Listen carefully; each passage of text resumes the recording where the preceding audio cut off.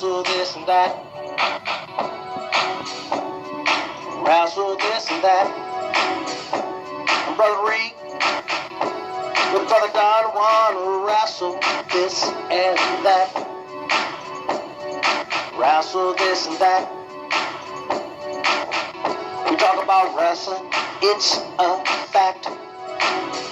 I'm Brother Reed with Brother Don wanna wrestle this and that. Ladies and gentlemen, welcome to Wrestle This and That. I'm your host, Brother Rick, and this is my co-host, Brother Don Juan. No Doubt Don. We're gonna jump right into Raw. But first, before we get into Raw, man, we want to talk about how Raw was emotional and exciting all at the same time, all in one night. Absolutely. And that's kind of hard to do, but they did it. First of all, they did a tribute to a kickoff tribute to Daniel Bryan, and of course, hopefully everyone else knows that Daniel decided to retire after a couple of concussions that basically put him out of wrestling, and he couldn't get cleared.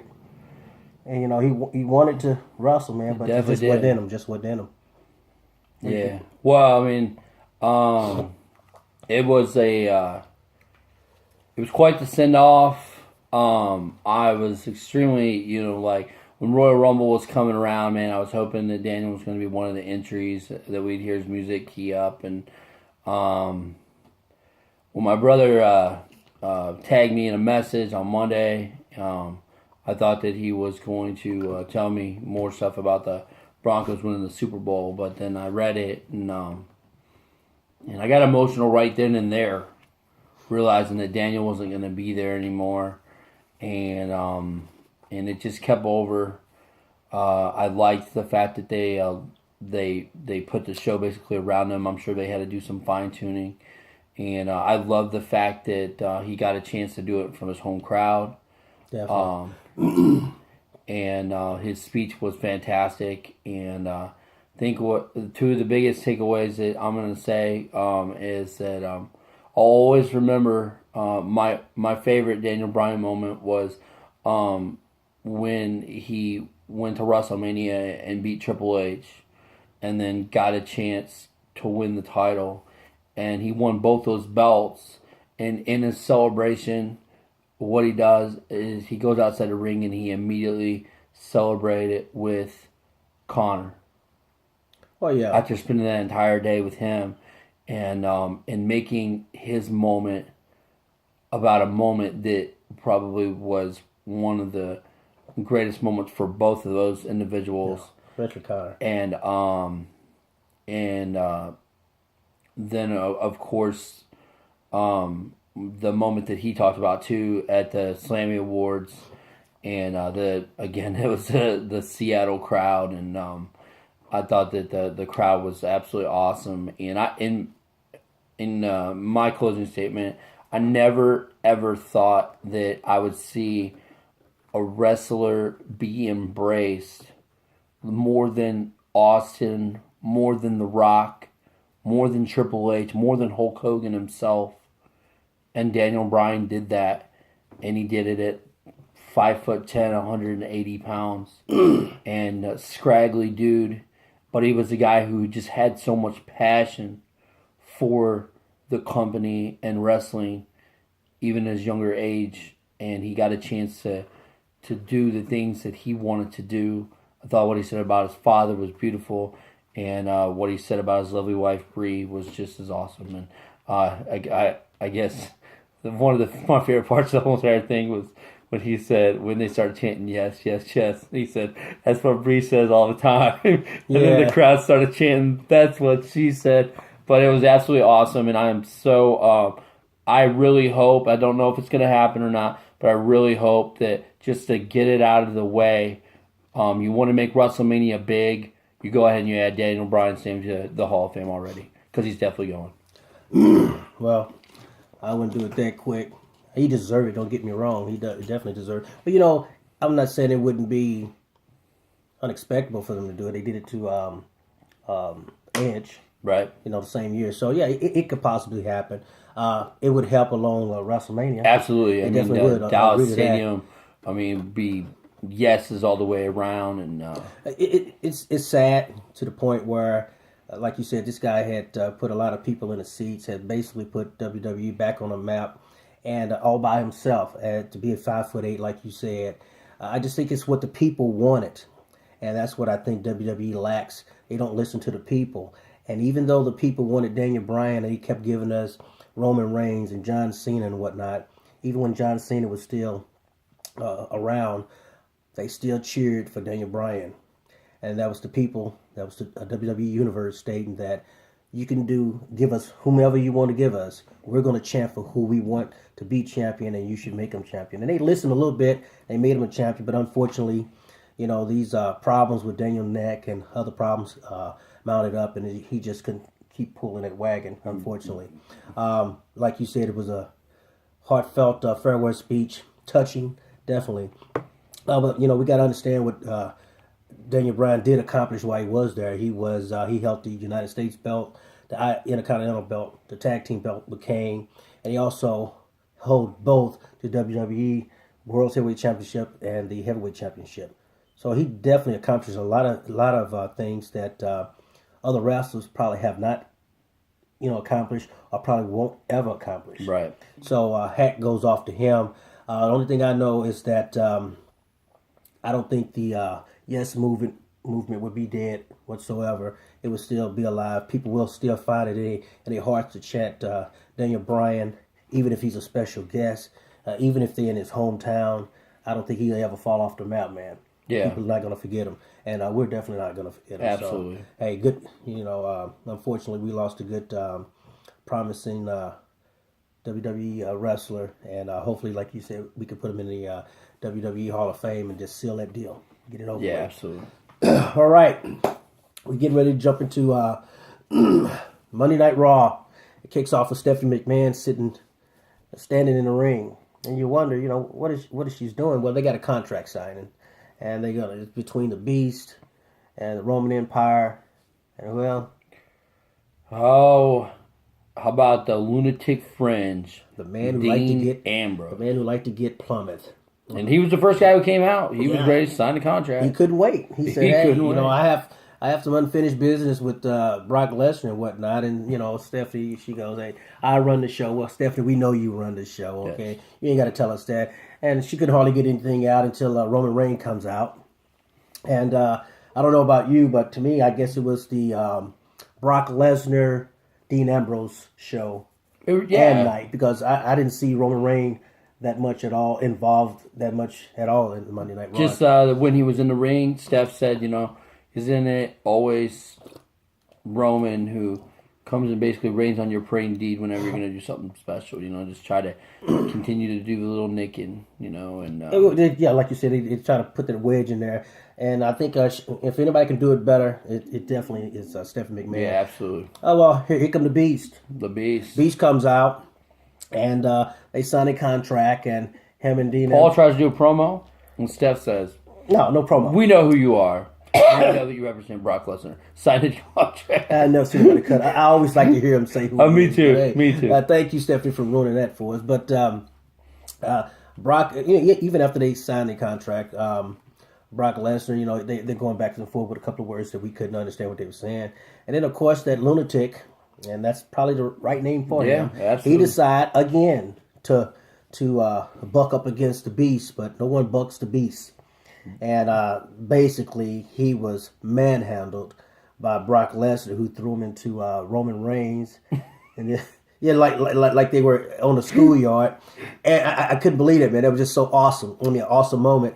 And then he takes the table and he bashes Roman Reigns' head with it. He said, "Hey, Roman, I'll be your waiter, and I'm not going to take you to your table. Yeah. I'm going to take the table to you. I'm bringing the table to you, brother. And man, dude, he's not Roman. That was a legitimate hit, if you ask me. doubt. Reigns, get your arm up next time. He won't get the head, okay? But not only that, but then he grabbed Ambrose and just gave him a nice F5, man. All quick, boom, and was getting ready to leave. And what I loved about it was the fact that when he was getting ready to leave, Triple H's music came on, and you could see the stare down. And for the first time, it's kind of all four of them in the mix because the Triple H does fit into this, and he just stood there, no words, just sitting there with that title. I'm gonna let you guys kill yourself for this coming fast lane. I'm gonna let you guys take yourselves out or whatnot. But it was good to see great way to start. Out. Great way to start. Great way to start, man. I mean, that's how you. I mean, not only do you give the tributes to Daniel, but then you started off that way. I look forward to Monday Night Raw. I thought and wanted it to be an extravagant show, and it was. It really was, man. Let's kick off with our first match, the returning third match. Kevin Owens and Dolph Ziggler. Yeah, put on another A+ show, just like they did last Monday Night Raw. But unfortunately, the guy that you and I wants to win keep on losing. Yeah, 3 times in a row now. Twice to Ziggler and once to Kalisto. Yeah. Kevin Owens loses. Again, I guess technically if you want it's 4 because he lost against Ambrose at Royal Rumble. Right, that's true. So, but to take him out of that, I say to take him out of that feud that he had with Ambrose, and then put him right into basically another feud with Dolph. With Dolph, works out right. It still keeps him on television, even though he's losing or whatnot. But he's putting on these great matches. Oh yeah, no doubt. That's the thing about it. Regardless if they're saying winning and losing doesn't really matter. It's the show that you put on. He puts on a great show, and you give him someone else great to work with, like Dolph Ziggler or Dean Ambrose, and you got a great match on Monday Night Raw. But as soon as he starts off, he hits him with a massive clothesline and just takes him right out of his boots or whatnot. But overall, I liked Ziggler when he hit the famouser outside off. Oh, that was awesome. It's something we've never seen before, and that's what I mean by bringing this type of excitement to not only WWE Universe but to us, to let us see something like this that actually really never happened. And I was really glad that they both got in the ring because, boy, for a little bit, I was like, no, not a double Another count out again. Come on now, get in there. Another count out again, but unfortunately, Dolph Ziggler picks up the win, unfortunately. And Owens tried to pin Dolph by using his feet on the ropes, and Dolph ended up doing it right back after a missed cannonball by Owens. Now, that's something that we never seen Dolph do, and that is cheat. Yeah, true. But I guess what's good for the goose is good for the gander. Yeah, absolutely. He's trying to build himself back up, and wins over Kevin Owens will do that. So it is interesting because Owens is a guy that they look like they were building up big, and they still probably are. They still can. Like I say, he's losing, but he's putting on great matches. So I think so. That's Maybe you give him a coronation match like this, maybe a no holds barred match, that would be pretty awesome. And because I think that they've already proven they have great chemistry. Oh, great chemistry. And then you have Owens win that one, so he ultimately wins the feud, even though Ziggler got a few pinfall wins on him. Well, let's just see what Vince has in store for these guys. That's the only thing we got to say. Backstage with the Usos, who's getting ready to have a match, and against the basically they was having a match against the New Day and tables match. Right. And I think the Dudleys kind of mad because they wasn't involved in that. They basically the creator of the tables match. Right. And they asked, hey, can we come out and join you? Let's be a foursome and make it an 8-man, and they agreed to it. Yeah, the Usos said if we can get it done, let's do it. So I was very looking forward to that match also, but we'll tell you something about that down the road. We had the second match, Charlotte taking on Alicia Fox from last week, and of course these girls did the same thing that they did last week, and that's put on a good show. And again, Foxy showed and did all of her moves, of course, but she came up short again because the Charlotte wins it. Yeah. Without Ric Flair again. Yeah, Charlotte does win it without Ric Flair. And we did get another good showing from Foxy. And before that match happened, they made the announcement that it will be Brie Bella getting the shot at the Divas Championship at Fastlane, and I found that interesting. I know she got the win, but it really looked like they were going to have the Becky or Sasha, but now they've got their little feud with Team Bad. We'll get into that in a little bit, but yeah. I enjoyed the match. And it you got to keep Charlotte's momentum, keep them on going, and it'll be interesting to see what they do with Brie. Yeah, well, I don't think Bree's going anywhere. That's just basically a stepping stone for Charlotte for the big stage that's coming up eventually. Next segment, he had the Miz TV, and his special guest was Chris Jericho. Jericho music hits after the Miz out there. He's talking a lot of smack. The music hits, and Jericho said, "Hey, people don't want to see Miz TV. They want to see the highlight reel." and they, people started changing the set. Man, dude, and that was so embarrassing. Not only did they change the set, they changed it fast. Those people, those people need to get some super money, man. That was funny, embarrassing too. And right, it was. And before it was done, Jericho said, "Wait a minute, go give me that potted plant from Dean Ambrose." Yeah, and here's my stool from Roman Reigns. Still don't know where Roman got the stool from, man. Cause, from the crowd. Somebody in the crowd was, needed a little boost or whatnot, But anyway, Jericho, he basically tells Miz that he has suffered two, basically crushing defeats from AJ, and that was that he lost, and he lost his tooth. That was a good slow motion to watch the teeth fly out. Yeah, that was. And then the week before, they broke his bracelet. So he breaking everything on the Miz, for God's sake, If I was Miz, I'd get some insurance on me. Yeah. I would. But he basically said, "Hey, you know what, Jericho, you lost to AJ also." Yes. And I kind of infuriated Jericho. It seemed to me that Jericho just don't like to lose. Unfortunately, AJ gave you a loss. But eventually, AJ music hits. He comes out on the stage, and who gets attacked? Jericho gets attacked from behind by the Miz. Yeah, I'm like, what is going on He took here? the opportunity to get in there and get him some. And he did, and he beat the living crap out of him. But unfortunately, AJ comes down, and both of them beats the crap out of the Miz. Yep. And Miz would think next time. Yeah. When I do this, I'm going to have someone that has my back. That was neat, a little double team. It was a little double team meet, and then eventually these guys go face to face, and they stare each other down. And guess what? Melee happens. They start hammering on each other left and right, and eventually Jericho gets on the outside. He gets frustrated again and take it out on the Miz and throws him over the announcer's table. Decided he wants to get back in the ring, but then he had second thoughts. He said, "Wait a minute. AJ is a little too quick for me because I am old, a little fat." And we'll meet. We'll meet at SmackDown. So we'll see what's going to happen on SmackDown. AJ Styles continue to shine on Raw, and we'll see if he's going to shine on SmackDown. Well, let's hope so. Get into our third match, which I thought was a fascinating match, if you ask me. A good display for Bray Wyatt, who took on Ryback. Good match, but the only thing I can say I can take away from that match is the ending, and that's the absolutely Sister Abigail. I mean,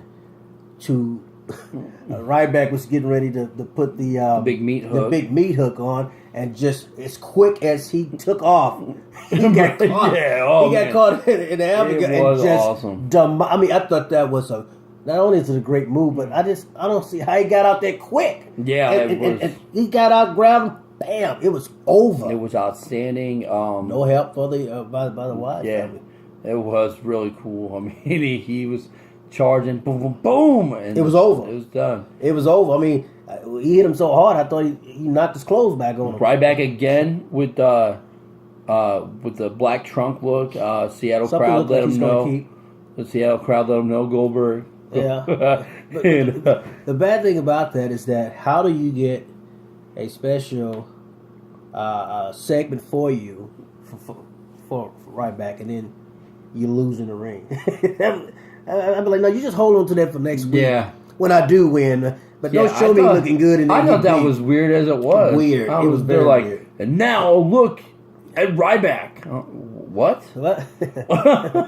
This is what he used to be like, and now he gets beat every week. I was just like, even by changing the tire, he's still I was like, man, they don't do that with anybody. Why are we doing it with Ryback? Yeah, I thought somebody was coming for real, but I thought it was Ryback too, but no. So, anyway, Bray wins it on his own. He does. With any help, and keeps the Wyatt family looking strong, and keep him looking strong also. And then they proceed to beat him down. After the fact, they say, hey, you know what? That wasn't enough butt kicking. We're going to have to beat you again. So, and he gets the full Nelson power bomb. He gets the discus clothesline. He got basically a plate of the Wyatts. And then he ends outside getting another Sister Abigail.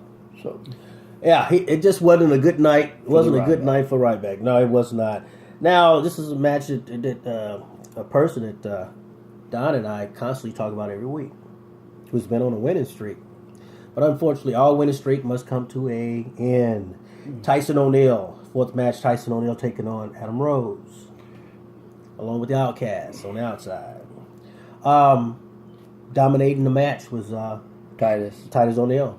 Okay, but you get interference from the Social Outcasts, and what happens? Adam Rose ends up getting the victory, and not the guy I really would expect to end the momentum that Titus had, but he did. I can't remember what he called himself. Remember Adam called himself some kind of animal that beats up gators. He's not. I mean, I don't. No, he's not. I just don't understand why. I don't know, man. And the Outcasts were like laughing at him because he picked that name. What was that name? I don't even. I didn't even. I wasn't really that much into it, but I was definitely thinking that O'Neil was going to win this. Yeah, no doubt. And look what happens to it. Yeah, so when we think we got it all in the bag busts and it all spills out. But unfortunately, winner's Adam Rose.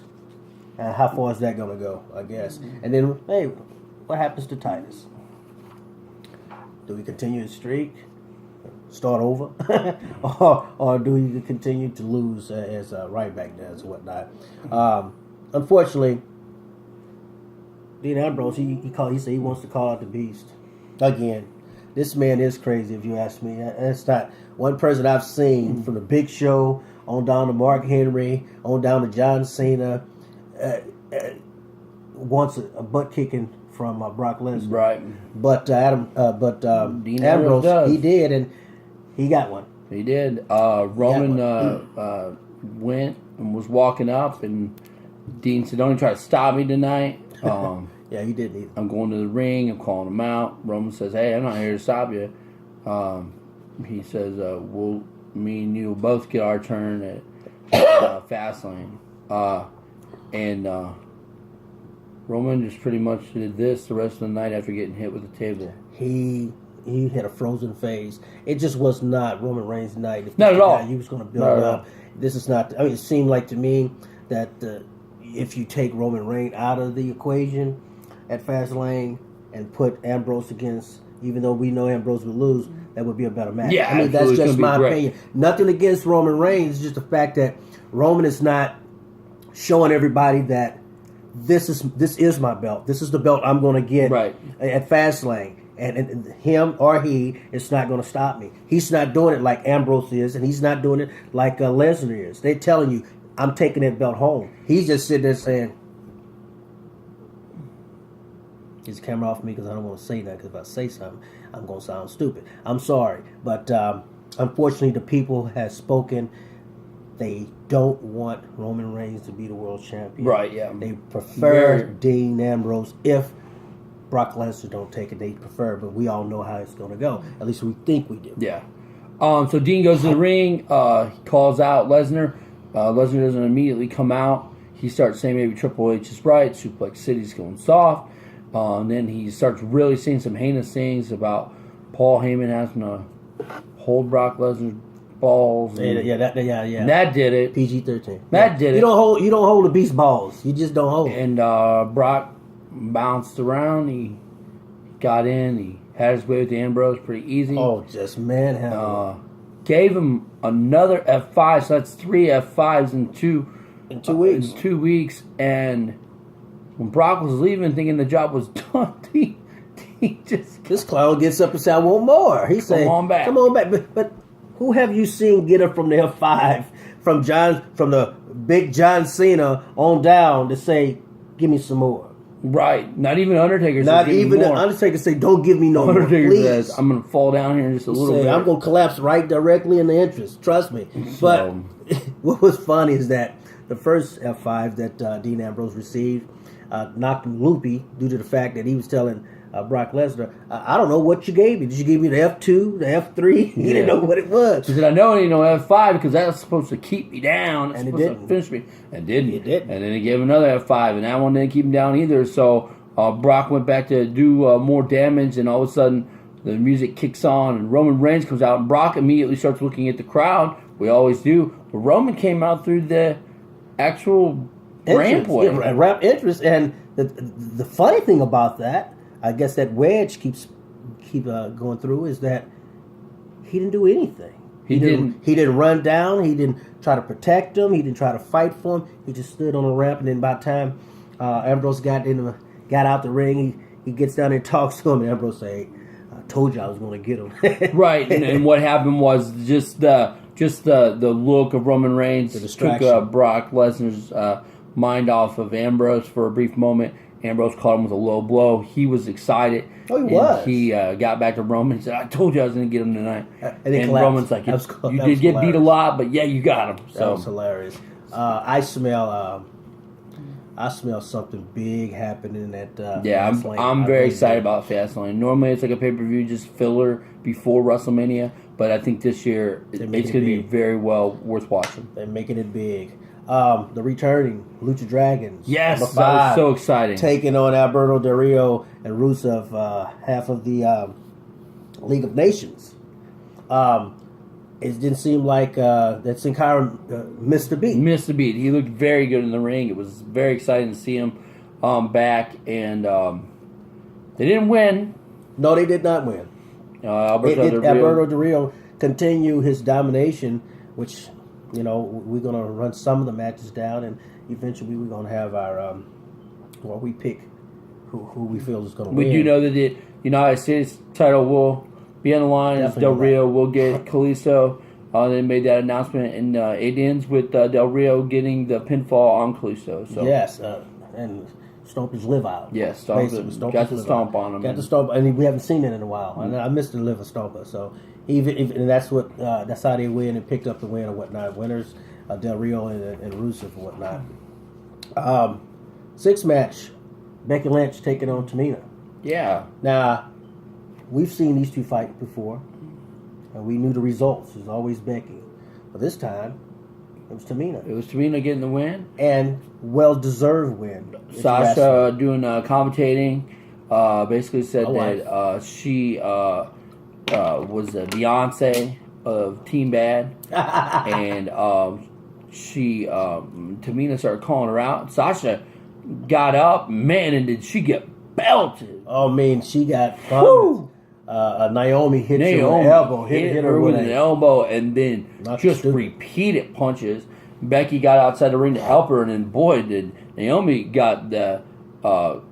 she got a taste of the steps. She got suplex. She got suplex. She got an exploder suplex outside. That was big, and then Becky came in, and she caught Tamina's super kick. Caught the famous woman super kick right up under the chin, and Tamina picks up the win. But, Tamina should have been winning a long time ago, if you ask me. But it seemed like to me, Fastlane, just my opinion, these four may go at it.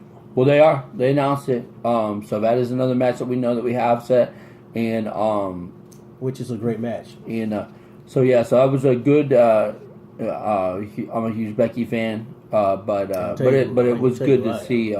But it was good to see Tamina get a win, because she is a very dominant female wrestler, and we don't see her get very many wins. So, but beautiful super kick. Oh, beautiful. She said, "Hey, Kevin Owens, could I borrow your foot? Because I'm getting ready to super kick somebody," and she did.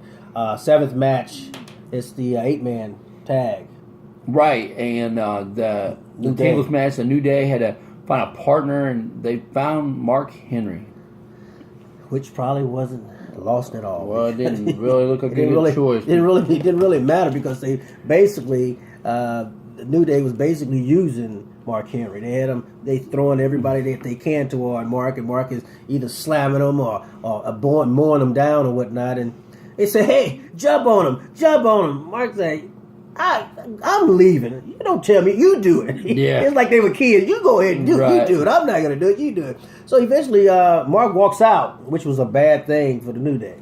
Right after he left, they were completely dominated. Uso super kicks just everywhere. Everybody. Probably would kick me if I was out there, you know what I'm saying? But he didn't. But eventually, how did they get the win? They 3D, 3D? Big E. Big E. 3D, the Big E, no Yeah. doubt. And then after the fact, everybody's celebrating. And unfortunately, the Dudleys decide they are the king of the tables. They've had enough. And they're the king of the tables. And they say, you know what? They decided to attack the Usos. They did, and it was unexpected, and I think that's what made it really, really cool. And, The other brother looked like, why'd you hit my brother, man? Yeah, and he tried to get away, and Devon pulled him into a clothesline, and then set it up for a bomb. And it's something we haven't seen since they've been back. In a while. Yeah, since they've been back. But demolished and had tables all over the ring. They demolished the Usos. So I don't know if that's going to be something at Fastlane or something that they brewing further down the road. But the Dudleys demolished. Yes, they did. Demolished them. Okay? So winners is the Usos and Dudleys. I bet the Usos like, I wish I would have never told them that they could tag up with us. We'd have won it all by ourselves, and I got beat. And that was basically the last match of the night, because after that, of course, there was a tribute with Daniel Bryan coming out, stating about his retirement and giving a lovely speech to the point where I was in tears. I was, when he absolutely. talked about his mom and his father, and talked about Connor, talked about his wife, talked about the people being behind him, and that he was just so grateful for and you don't find a lot of people saying that, how grateful that they are that basically other people like you and I make them without us paying our tickets and without us watching pay-per-views and whatnot. You know, that's what pays these guys salary. Yeah. And for people to come out, wrestlers to come out and say, you know, who cares, this and that, to have a wrestler say, I'm so grateful for the life that you have gave me, that means a lot. It means a lot to the WWE Universe. And it meant a lot to me, and it really touched me that he was grateful not only for the universe, but, you know, having the father to back him up, and having the mother, and having a wife, and having friends. He said something very positive about Kane as being a smart man, and you and I both know Kane is smart. And he said something very nice about Steven Regal of getting into wrestling and whatnot, and he was just very grateful for everything that everyone has done for him. Yeah, like I said, the speech is top notch. Maybe one of my favorite moments ever watching wrestling, and I thought it was awesome. Like I said, I love the fact that it got to be in his hometown, and which made it just even cooler. Better. The crowd's chanting Seahawks. He said, "No one else cares, but I love my Seahawks," and so. Yeah, so whatever Daniel Bryan touches, man, turn to gold. Yeah, because he's just so authentic, man. He's just a good human being, and it shows. And it shows that if he was not hurt, that he would have and still